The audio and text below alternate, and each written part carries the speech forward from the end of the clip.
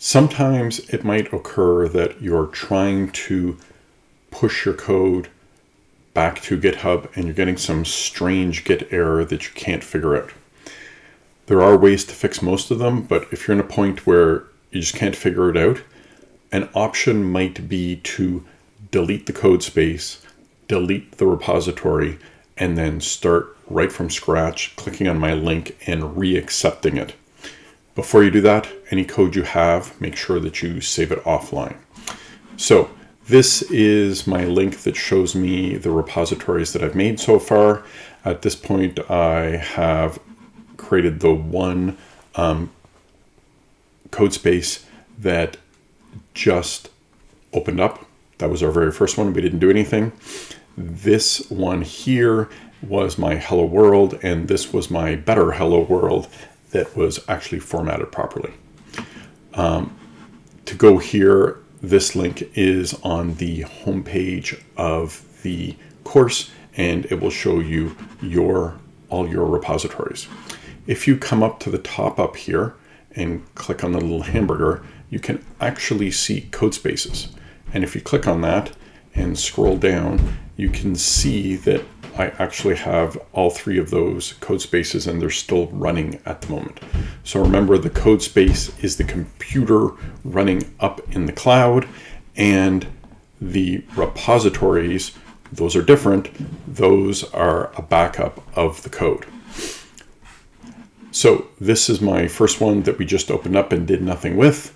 This is my initial hello world, and this is my better hello world that has all the nice comments and everything that I should have, including the done at the bottom, sorry. So I come in here and I can do Java compile, and I can compile my hello world. And you can see there it is. I've compiled it, and I can run it. And it runs perfectly well. And then my last step is that I'm going to try to commit it.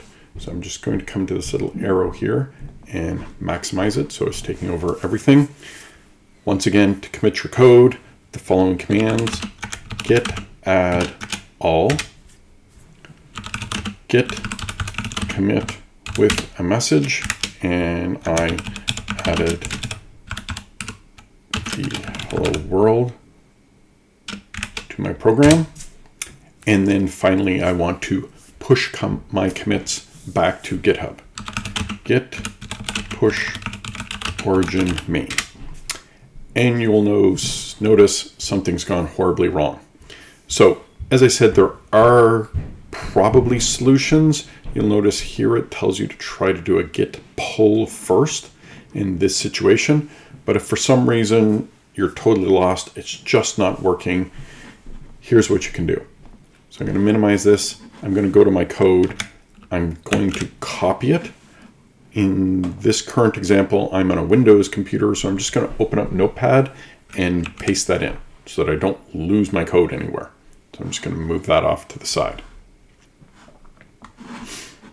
So I have my code. I can just close this now.